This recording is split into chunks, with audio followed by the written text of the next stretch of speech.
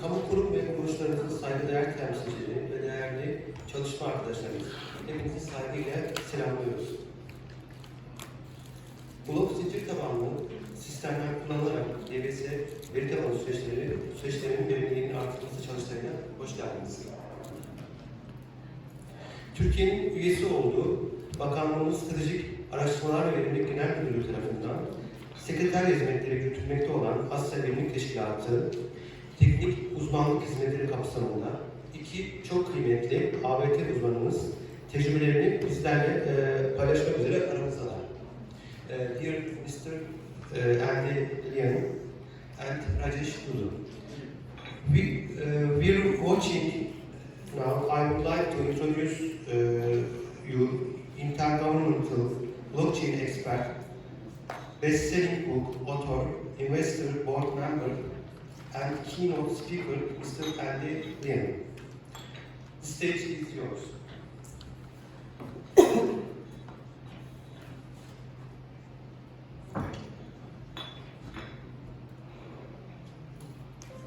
Hi, a very good afternoon, everybody.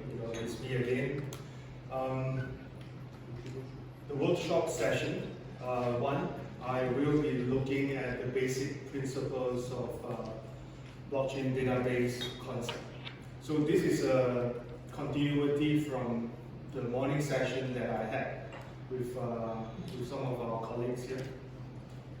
So a brief introduction about myself. I'm a book author. I have written 2 books. So far, they are pretty much selling very well. The latest one was about NFT. So far, I had about 10,000 books sold. I'm a licensed fund manager, so if you look at the Singapore Monetary Authority, you could find the firm, the company that I am representing. I'm also the Chief Digital Advisor to Mongolia Productivity Organization. I give advice to them about how they could digitize their economy. I was also the ex-blockchain advisor to Asian Productivity Organization. So I reach out to a lot of different government, I reach out to a lot of different ministry, government invested companies and so forth. I started doing that in 2018, and to be very honest, right in the very beginning, a lot of governments are all very skeptical about what blockchain can do. They're very skeptical about what cryptocurrency is going to be like. So for myself, I took a lot of time and effort to speak to them, and I believe that in Asia, I'm one of the first few who are actually advocating cryptocurrency directly to different governments. Right now, I'm also an advisor to a Bybit exchange. It's a cryptocurrency exchange, currently ranked world number 3. We have more than 10 billion of transactions on a daily basis. I was also the board member of Hyundai, the car manufacturing brand.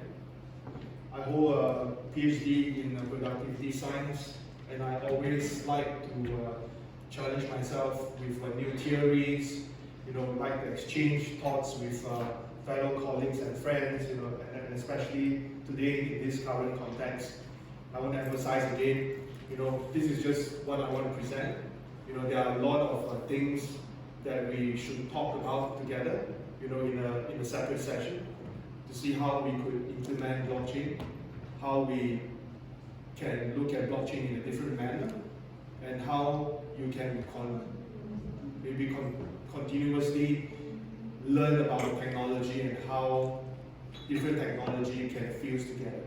So if you also Google my name, I'm in various publications, most of it that from Forbes to TechCrunch to CMA and so forth. You can find my name and my comments. I like to share, so this is where I am. So this is just a quick glimpse of the book. This is published in 2018 by Korean largest publisher. And then this was published last year with the good mindset of trying to share, Because when I published this last year, NFT is actually going all the way down. I do this because a lot of my friends who are companies, big companies, they are giving a lot of consultancy fees to different experts, and a lot of these costs are not necessary. So the book itself is trying to teach them how they could use NFT to help them with their business, and how they could use NFT to further their journey, in talking to their community, to their buyers, to create more stickiness. So other context is, within Bybit itself, I'm also managing the Red Bull account, Red Bull Racing account. So Red Bull Racing, for example, they are doing a lot of different Web3 initiatives. So all these will come from my end. So if you look at the TV, you saw F1, you saw Red Bull, and they're talking about Web3. These are all done by myself and my good team. So this is a quick word from myself. Blockchain is not just a technology, it's a paradigm shift that can transform many aspects of society, economy, governance, and whatever you can think about. Because many of my friends, they will say that, blockchain is kind of useless. Some of them are activists, some of them they are in climate change and so forth. But one of them actually adopted blockchain technology. They are not a believer, but they used the blockchain technology, created a DAO, and within the civil society, and trying to advocate, trying to fight for things, trying to lobby some stuff and so forth. And blockchain technology is actually embedded into the DAO, into the civil society as well. So there's a lot of use cases that we will see. I will share with them in the subsequent days. So what is a blockchain database? It's a database that uses blockchain technology to store and manage data. It combines the benefit of traditional database and added on with new insights such as transparency, decentralization. So please do not see blockchain database as rocket science. I spoke to many of you separately. You have to think with a very simple mind. There are always ways that you can integrate a new technology to your existing technology. There's no need for you to change your database into a blockchain database just for the sake of changing it. Some consultants will tell you to do that, to be very honest, because they are after the consultancy money, development money. But in order for you to be very, very efficient, you should try to tokenize part of your process, not the full process. So if you Google my name again, and together with APO, I've done up one of these courses. I think there's like 8 or 9 modules. It will tell you when you should use blockchain and when you should not. There's a very clear flow chart on how the whole process is like. The course is free. Please, if you have time, you can Google that. So in the blockchain database, data is organized into blocks which are linked together with cryptographic hashes to form a chain. Then each block will contain very specific data entry, and once this is added, it is tamper-proof, it is permanent, right? Again, this is also with the pretext that the blockchain is well distributed and not just with 2%, right? So this is how it's being defined. So unlike the traditional database where central authority or administrator can control, blockchain databases are decentralized, maintained by a network of participants and nodes. Again, this context fits very clearly into a public blockchain. All right. If you are looking at it from a private blockchain, there are things that you need to change. There are things that you need to tweak a bit, but fundamentally, this is the definition. So the key characteristic of a blockchain database include immutability. So once the block is added, to the blockchain, it is extremely difficult to alter or delete. I use the word extremely difficult is because actually it's possible to edit, to be very honest. It really depends on how distributed your whole blockchain is like. And then the hashes will be the one linking the blocks to ensure integrity, to ensure security, to make sure that everything is all gelled together. Second characteristic will be transparency. You can see transactions, you can see each of the participant activities. If allowed, it can all be seen on the blockchain. This thing goes the same with cryptocurrency, for example. You might be meeting some cryptocurrency guy and they think they have 100 million, right? All these things can be checked, right? You can check online, you can check the blockchain, you can check the hashes to link this back to the person, and all these things are traceable. This is how transparent things are like. It's decentralized, means that the nature of the database has no single entity. Participants collectively validate, maintain the integrity. So it's very straightforward. Security has a high level of security using algorithm. All the transactions and data stored are protected from unauthorized access and also from unauthorized usage and so forth. So everything can still be controlled, but this can be controlled through a consensus model. And it's on a distributed ledger, so database are often referred to a distributed ledger because database is distributed in multiple nodes. Of course, each node maintains a copy of database, creating redundancy, but also resilience and avoid a single point of failure. So it's all distributed. This is the core characteristics of how blockchain database is going to be like. So blockchain versus database. I think this is a very good question that I saw from the program. I'll try my best to answer that in the best manner. And of course, as of this morning, I showed you a lot of different graphs, charts, tables, and so forth. This is another one. So if you look at blockchain, control over data, blockchain has decentralized control over the data, while the traditional database has centralized control. All right, this is a very common characteristic that we have talked about. Administrator, blockchain do not require an administrator, as the exact same copy is maintained at each node in the network. While traditional one is maintained by administrator, single form of control. History. In blockchain, there is a real-time information, but it allows one to track the history of transaction. Right from the start, what is being changed, everything is on chain.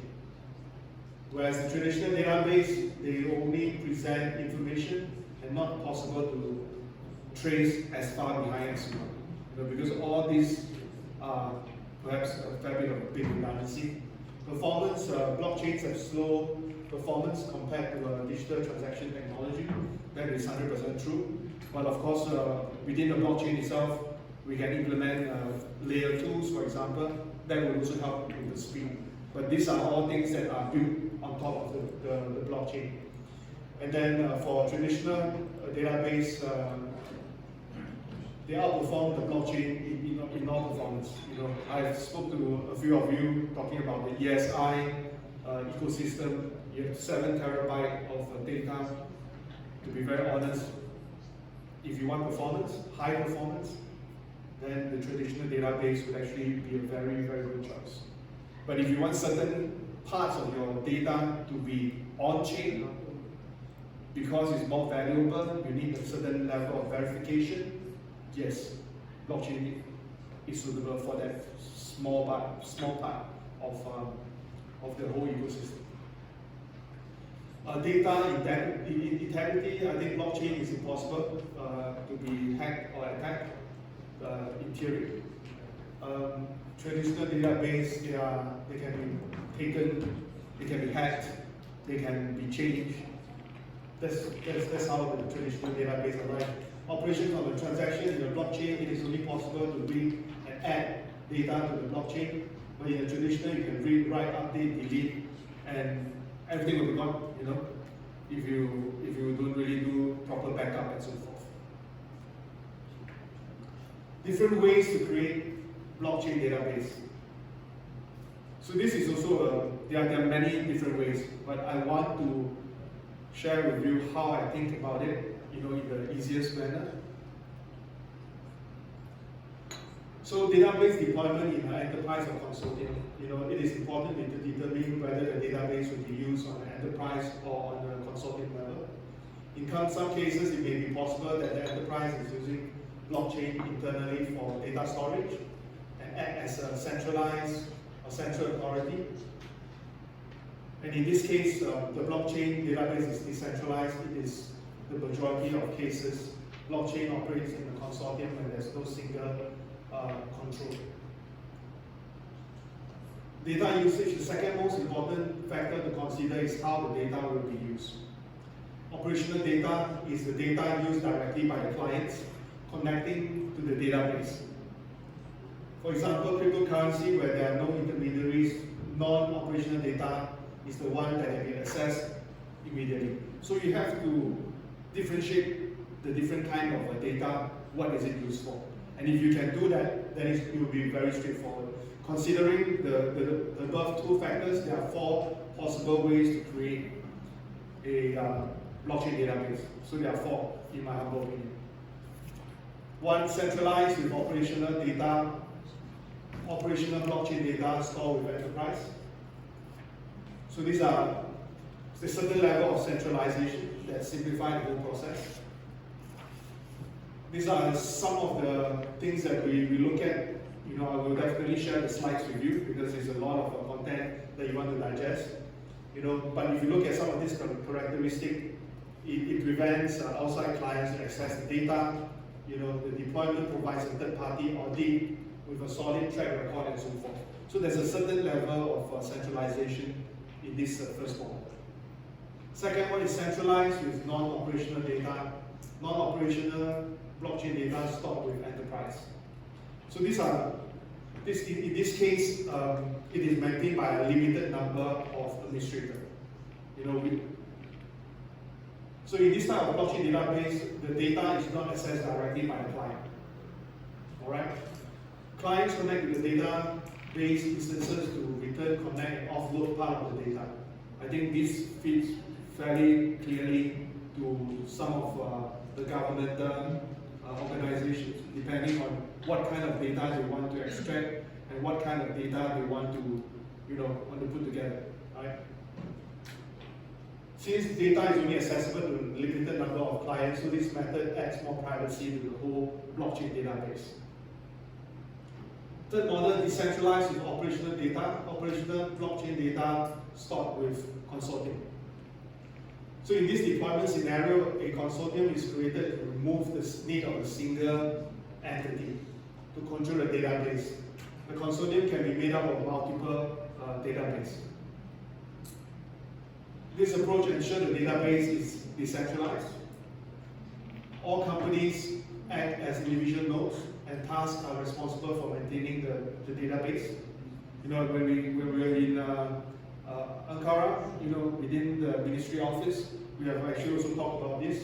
It fits nicely to some of the scenarios that we have brainstormed. And then decentralization increases the immunity of the whole data.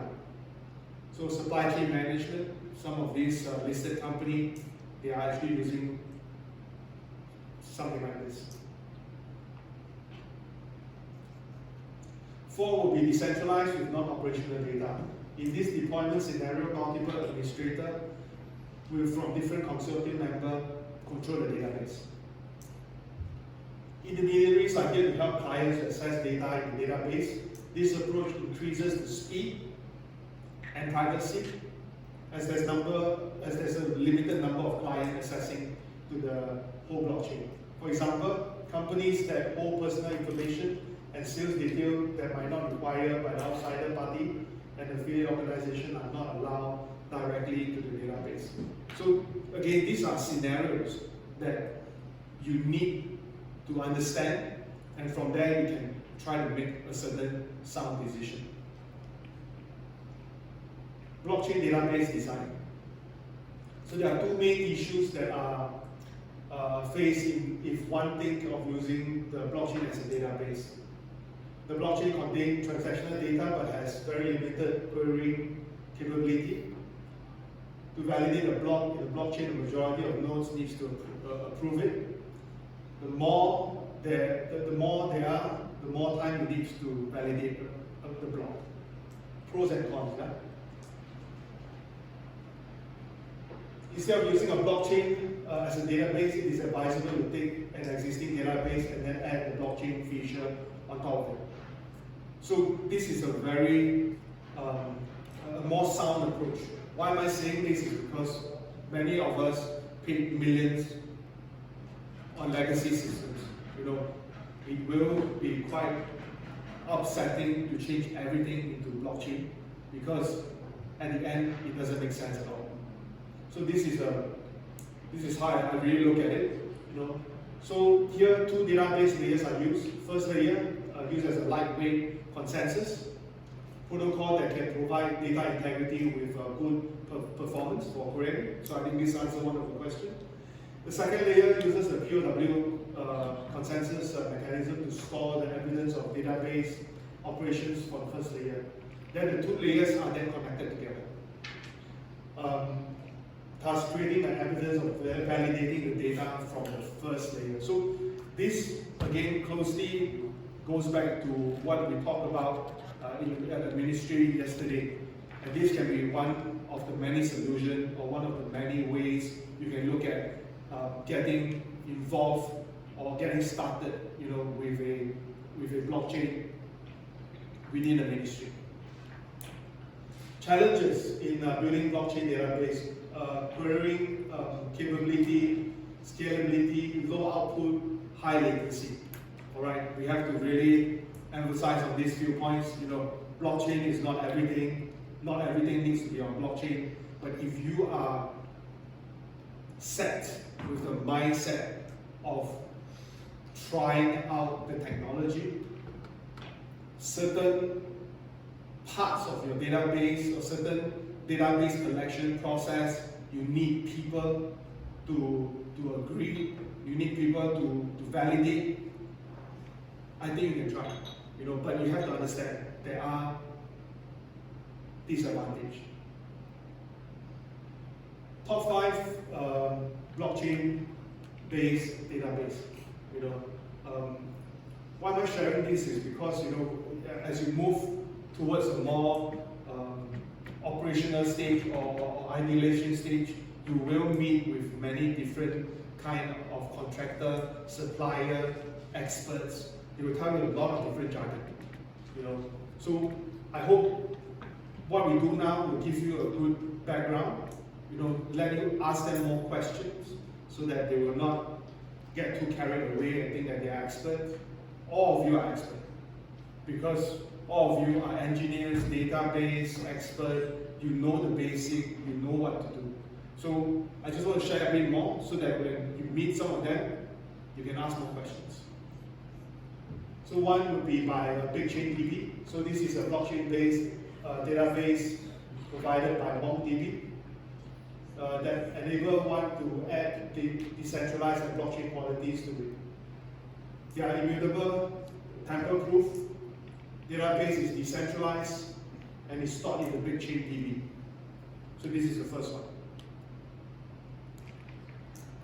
Cassandra. So this is another open source on a NoSQL distributed database. Some of you will be very familiar with this. It's a distributed database, fault tolerant due to the distributed nature, as there's no single point of failure. It uses the language of CQL. So if you're familiar, you know what to do. This is not a stranger to any one of you. Chainified database is encrypted between the plug database. This database can be seamlessly plugged into any database without affecting the application running on the database. So this will be a very straightforward way when you use it to integrate with your current databases. Modex BCDB is a middleware software product that provides a plug-and-play approach for organization. They offer real-time experience of data protection. It's a combination of traditional and blockchain databases. They support multiple database, provide security, simultaneously managing the data. So this is also very similar to what Rajesh was trying to share in his opening remarks a few hours ago. But this is to a context where these are, these are used in the public, so for your good reference. Postchain, this is a blockchain platform developed by Kronberg in Sweden. It's a modular-based framework database used for implementing custom database stored in SQL. The transactions are not written to the database via SQL codes, so there are a lot of different things that you can choose from, a lot of different things that you can really think about. So one word from myself, is I think blockchain databases brings the concept one step further to combine the best of both worlds. Why am I saying this is that number one, as I mentioned, it is kind of pointless to change everything to a blockchain database. Banks are not doing that. Banks are only trying to facilitate part of their whole banking process with data blockchain.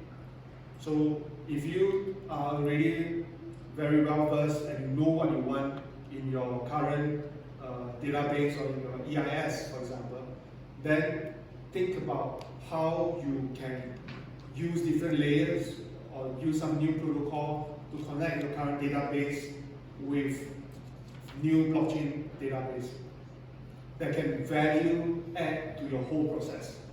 Just do not add that blockchain for the sake of adding it. If you know what you're doing, then the best of both worlds are actually very new. The future belongs to those who believe in the beauty of your dreams. If you believe in blockchain, if you think that this can be done, you can give it a try. Why not?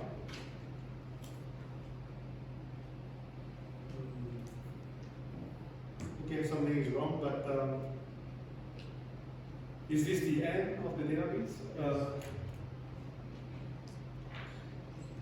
Yeah, but what I really want to bring this through is because we have 3 days, so I have taken the time to break down all the different kind of scenario with all of you. If you are staying throughout the whole 3 days, I will also bring out some of these use case studies that I personally are involved with the government, and some of these use cases that are really in the market that are very acceptable. It could be a healthcare example, it could be a digital ID example. So there are a lot of these things that are really implemented. So I just want to end off with this. If you believe in the beauty of the dreams, if you think that the blockchain is going to be the future, try your best to see what you can do. I'm happy to take some questions if need be. If not, I will also move on to the next one.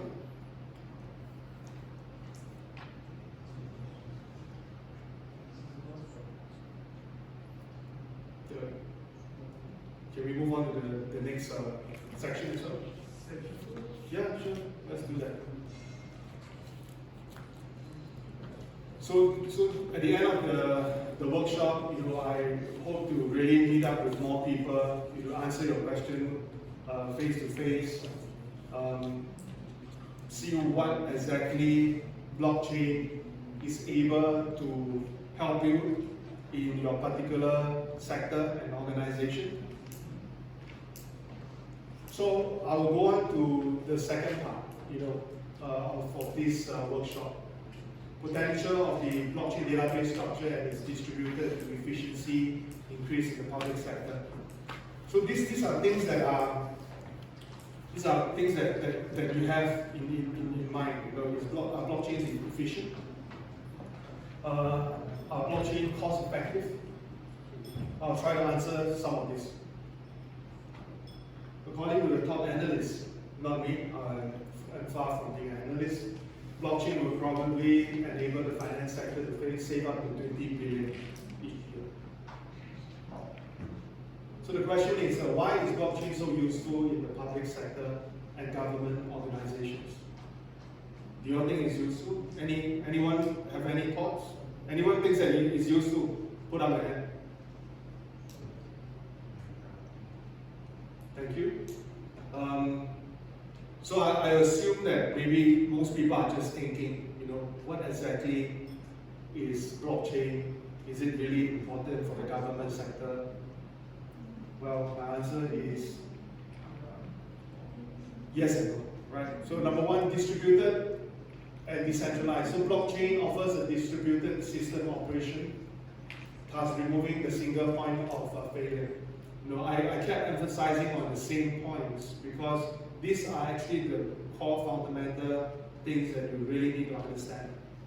Okay, the transactions are verified, updated in an instant across all parties. Transactions are verified within minutes. Blockchain is considered to be the future because the time for successful transaction is measured in minutes, not in hours or days. The banking system can take its operation to the next level and drastically improve the satisfaction of end customer by leveraging on smart contracts and transferring funds extremely quickly. I think quickly is a very subjective word, but if you just imagine, banking running 24/7 using blockchain technology to do the clearance, that makes a big difference. Because it becomes 24/7, they can operate 24/7, and using smart contract to also cut down on cost, cut down on a lot of stressful procedures. Smart contract can actually be triggered to help you to automate certain tasks to a certain level. Immutable and irreversible. So each transaction is not, you can't really alter it. All transactions include time, date, participant, are all going to be fixed on the block. It will not be changed. Question: how can blockchain be used in the public sector?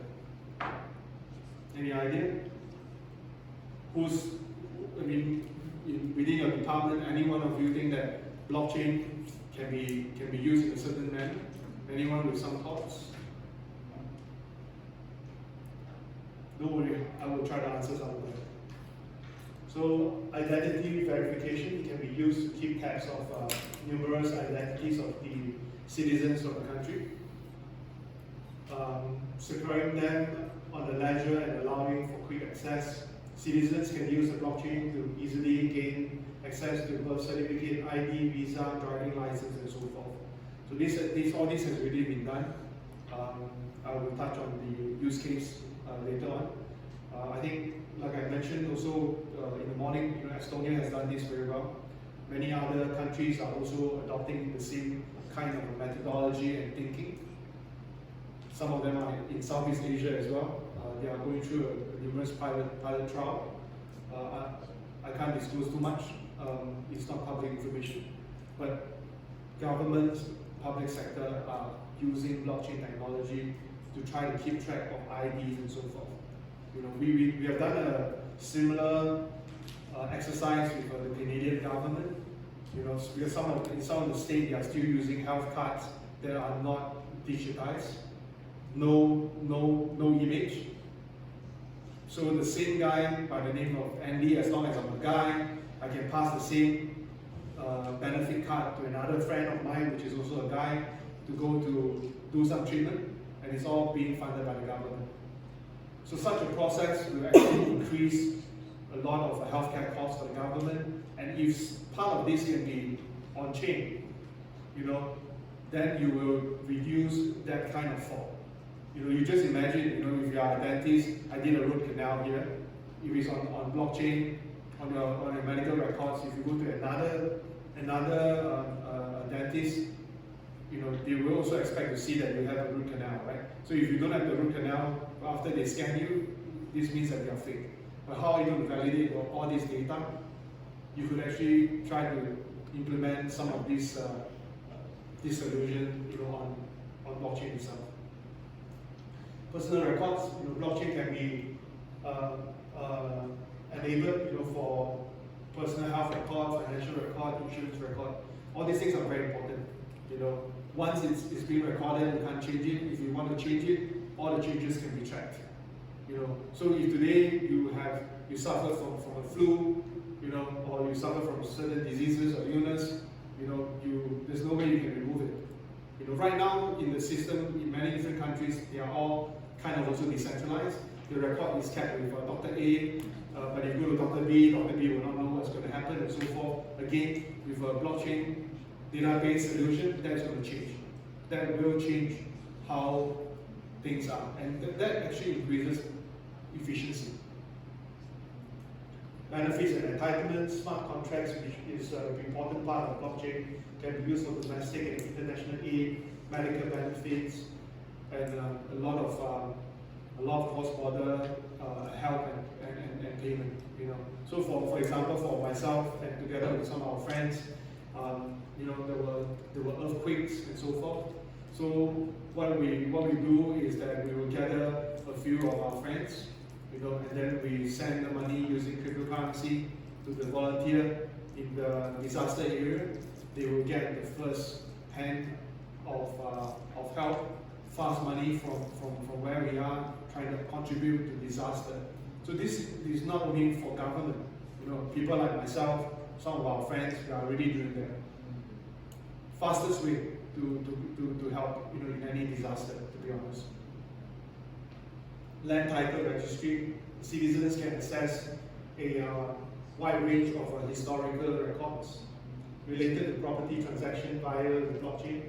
Public institutions will also be able to use this huge database for proper security measures. These are again very real. In some countries, the title deeds of the housing, the property, the real estate, they are all in a mess.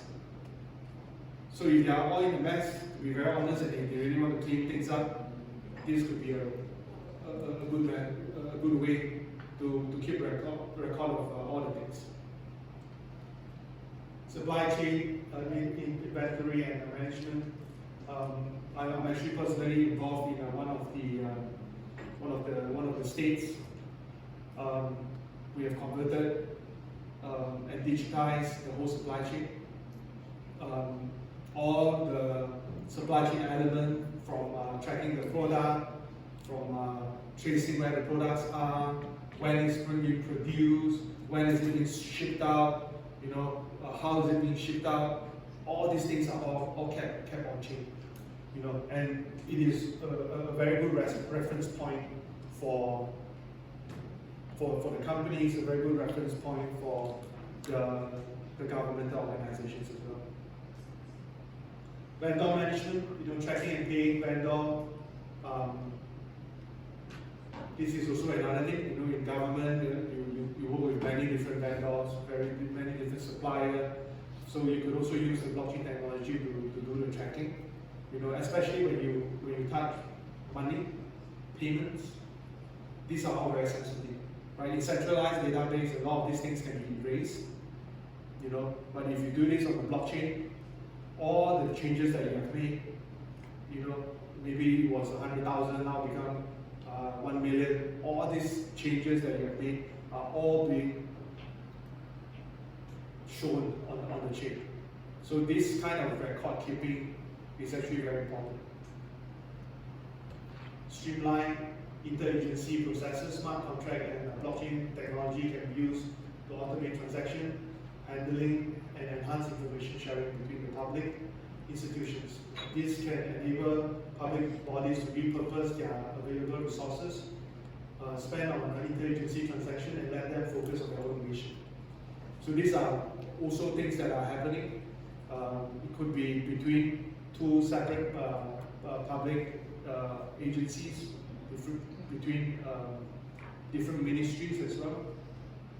Tax collection and public budget distribution. The fiscal authority can make use of smart contract to instantly collect the tax and then redistribute the funds into the pre-planned in a very transparent manner. this has been one of the key topics that that I was involved in. You know, governmental organization, they want or ministries, you know, they want to keep track of all the spendings. They want to keep track how much to tax the various companies and so forth. So if you can add in a certain element of a smart contract within your system, not only will you look at tax, you can also pick up some irregularities, you know, from the companies, or irregular spending and so forth. All these things can be tracked and automated through a smart contract basis. And adding on to this, there's a full transparency. People, you know, the citizens, they are more aware of where the funds really went to and how it is being deployed, when it is being used. So all these things are part of the whole process. You know, in time to come, you know, when CBDC, central bank digital currency, or money being digitized are put into context and enforced into the different countries, you know, all these things are going to be 1000% traceable. You know, there's no way you can get away. You know, so again, some of you might have heard of this term CBDC, central bank digital currency. All these things makes traceability almost flawless. Voting and e-participation, voters can make the most out of blockchain technology to vote. While government can ensure accuracy in terms of counting, voting, and they also want to be very transparent. You know, citizens can propose new regulations, can be engaged in decision making, you know, through hybrid platforms, using both Web3, blockchain technology, Web2 technology. It's a full integration. So you might have seen some countries who are using blockchain to do e-voting. I think that is fantastic, you know, because this gives a fair bit of transparency. And to be very honest, you know, in some countries, you know, all this voting can be used, you know, can be misused. So if you have a blockchain technology, implement it in the correct manner, voting is being take place in a more transparent manner, this would be a super good use case, you know, for everybody. International shipment, this is a part and parcel of the whole supply chain ecosystem. You know, by using a secure ledger that is distributed among each participant, blockchain enhances data transparency, improves inspection rates, you know, record keeping for all inbound, outbound shipments and so forth. These are all good for proper record keeping. You know, so if you are in a business, or if your department has a lot of things to keep track of, a lot of approval, you know, tons of payment approval process, it's the same thing. You know, this can be used. This use case, you know, has been also adopted in some of these shipping authority in some countries. So case study for Estonia, you know, so they did a lot on database. They did a lot on how database are being implemented. You know, they are also one of the commonly used use case whenever we talk about public usage of blockchain. Protection of critical data. Anyone who uses the public services is rightly worried. Despite agencies' best effort to protect the system, criminals might gain access to government database, steal or manipulate the data.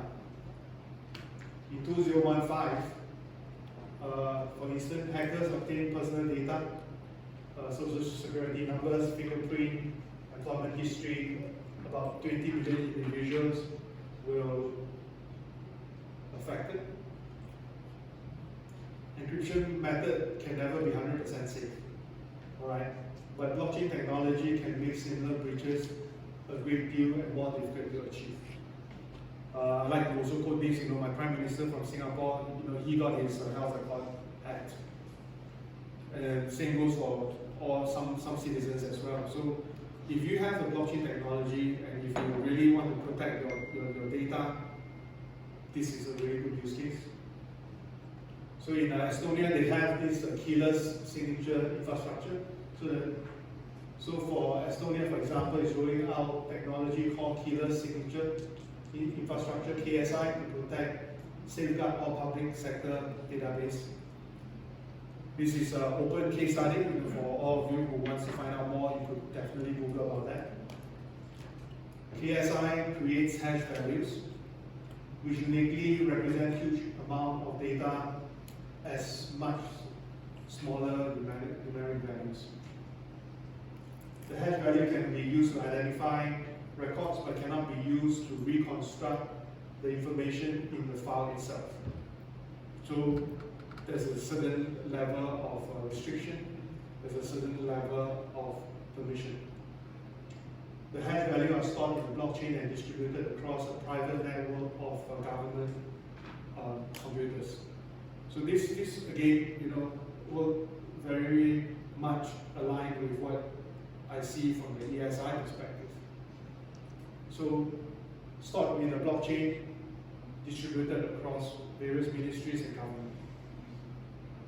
Whenever an underlying file changes, a new hash value is available on chain. The information can no longer be changed. This is how they structure it. The history of each record is fully transparent, and unauthorized tampering from within or without the system can be detected and prevented. Anyway, they cannot access to it at all. Efficiency level, I think, is kind of subjective, but KSI itself allows government officials to monitor changes within various databases. Who change the record, what changes can be implemented and what they are made, how they are made. So the electronic health records of all Estonian citizens can be managed using the KSI technology, and the country is planning to make KSI available to all government agencies, private sector companies in the country. So this is a very big move, right? They have tried, they have tested, now they are going to open it up a little bit by little bit, right? So same case for the ESI. These are some of the things that you could consider.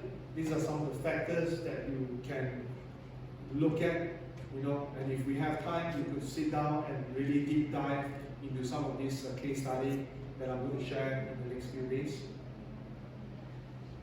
So blockchain technology is a matter of when, not if. Why am I saying this is some of my friends will be saying that blockchain nowadays, nobody is really talking about it. Well, but nobody's talking about it because it is really implemented in the background. Right? It's just like you're using a phone, the same example that I gave. Who wants to talk about the GSM network? Right? Nobody's going to talk about it anymore because it's part and parcel of your whole experience, part and parcel of the whole phone system. So it's the same thing. It's not about whether you need it, when you need it, and so forth. Eventually, as time goes by, things will change and eventually adopted some parts of what you are doing using a database, using a blockchain database. So this is something that already is in the works. This is something that listed companies are looking at it very closely. Governmental organizations, whether it's from a welfare perspective or whether they are from a more taxation perspective, they have set up special task force just to look at it. So I think from the Ministry of Technology, you should really think about setting up a certain task force to look at how feasible new technology is going to help. You just imagine if you are doing up a new system and you have a way to start afresh, would you use blockchain technology? Would you add in a certain level of artificial intelligence on top of it? Will smart contracts on blockchain with added AI capability change how you look at databases and how you manage the database? These are things that you really need to ask yourself. I can't give you all the answers, but if you can spend some time to look at things in a really simple manner, simple and smart manner, you could actually get a very clear sense of what you can do with blockchain technology. Just always remember, it is not about how you do it. It is not about how much you need to spend to do it. It's not about blockchain being trendy. It is about whether you see the value and how you are going to use it. That is the most important thing. Do not just change your system, add in blockchain just because your next door neighbor is doing it. You have to find a purpose to see what else can be adopted to better your current system. I think that is the main thing. So another case study that I want to share is Sweden. Digital property ownership. The process of owning and transferring assets, whether physical property or financial instruments, typically involves multiple interactions and long paper trail.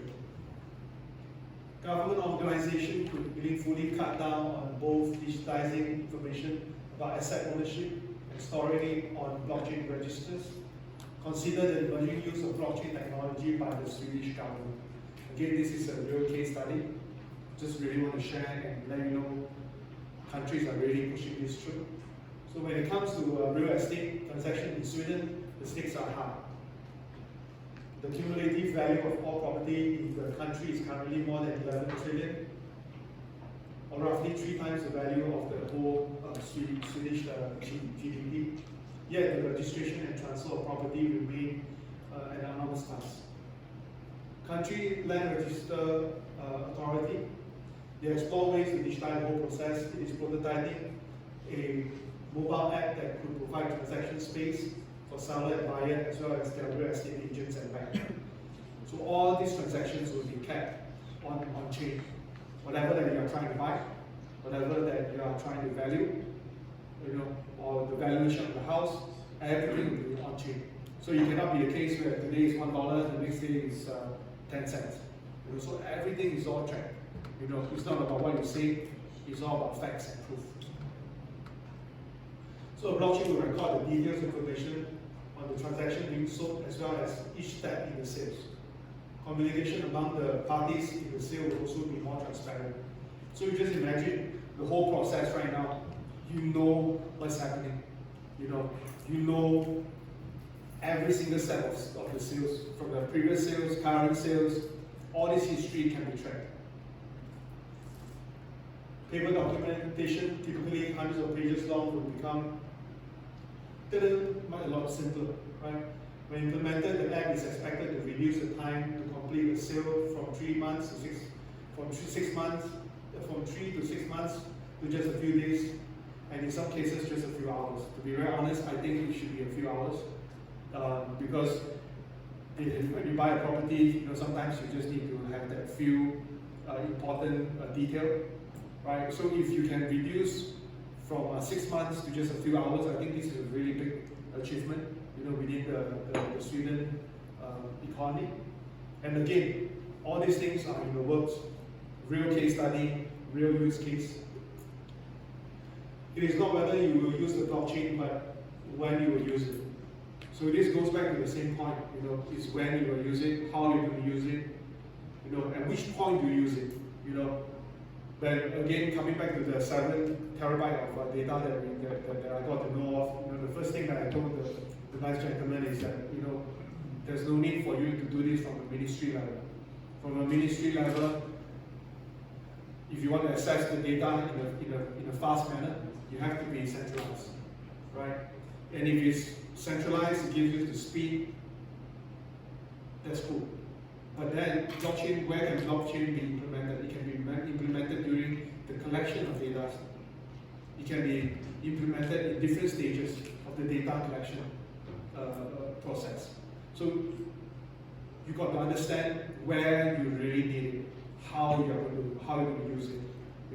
This can be a really good tool for public schools as well, right? Just a very simple thing. You have a degree, you have maybe a master's degree. You can put all this information on chain. When your employer wants to check on your CV, on your credential, all these things can be track back on chain. This is already something that's implemented in the Singapore government. And I think this is a very easy use case for everybody to really look at it. This can also be used in the current ESI framework. And again, do it step by step. When you want to use it, just try your best to understand, do it step by step. Baby steps will actually help a lot in the whole process. Especially when we talk about governmental adoption. It is really not easy. So this is the end of my slides for workshop 2. Like I mentioned, it will be good if we can have some sessions, if time permits. We can have some small discussion together to see what kind of good use cases is suited, for the public sector or for the government. Then from there, everyone will benefit, from this whole process and from this whole 3-day course, right? So with that, thank you so much.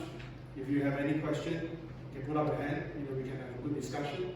If not, again, when time permits, we can all break out into smaller groups to really brainstorm how, where would you like blockchain to be implemented within your current workspace. With that, thank you.